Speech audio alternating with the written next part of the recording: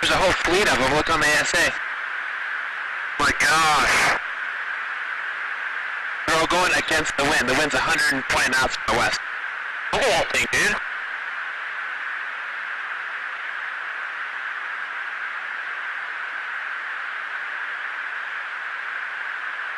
That's not our LNS though, is it? It's not. That is an LNS, dude.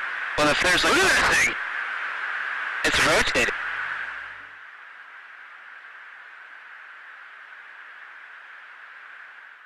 Thanks a lot for coming on tonight. Tell us what you saw. Well, we had launched on a routine training mission. When we joined up, we were told that the event was going to be canceled and that we had real-world tasking, and we were sent out to the west. Now, take in mind that this has taken place about 100 miles southwest of San Diego, between San Diego and Ensenada, Mexico, Yep. On a clear, perfect day, blue waters. We get out to the spot where they tell us it's at. We start looking around, and both airplanes see a disturbance in the water and a white 40-foot long tic-tac shaped object just hovering above the water, going forward, back, left, right. There's no rotor wash, there's no wings, nothing. So as we drive around in a clockwise flow, we get to about the 9 o'clock position, and I said, well, I'm going to go down and check it out, and the other jet is going to stay high. So as we go down, when we get to the 12 o'clock position, it starts to mirror us. So it's in a clockwise flow, and it's on the opposite side of the circle from us. And we continue this. It's in a climb. We're in a descent. We're getting a great look at it. This whole thing takes about probably up to 5 minutes from the time we show up. I get over to the 8 o'clock position. It's at about the 2 o'clock position, and I decide I'm going to go and see what it is, and it's about 2,000 feet below me. And I cut across the circle, and as I get within about a half mile of it, it rapidly accelerates to the south in about 2 seconds and disappears.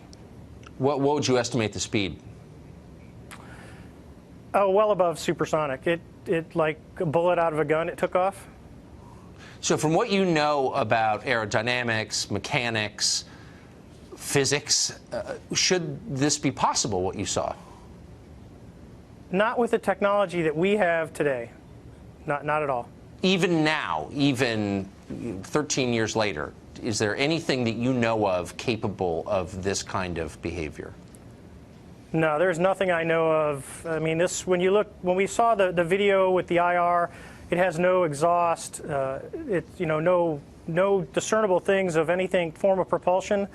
And this thing came from a dead hover over the water, just kind of moving around, to a climb up to about 12,000 feet to rapidly accelerating away in a climb, and in less than 2 seconds it was gone. And you figure you're talking 50 miles of visibility, and you can easily see an object that size easily out to 10 miles, and it just disappeared in seconds. What would be the effects on a human pilot of the G-forces involved in that altitude change? Well, the altitude wouldn't be bad. It would be the acceleration of the object. Right. Honestly, I wanted to fly it. Yeah, but, I bet. Talking to some physicists, they don't think the human body could handle that kind of force with that acceleration. It doesn't sound like the human body could. So bottom line, what do you think this was? I believe, as do the other folks that were on the flight, that when we visually saw it, that it was something not from this world. When presumably you expressed that belief to your superiors, what did they say? Actually, we caught a lot of grief getting back to the boat, and it got passed off as an event that no one could explain. Now, keep in mind, they had been tracking these for 2 weeks prior to us seeing it, and this was the first time that manned airplanes had been airborne when the objects appeared.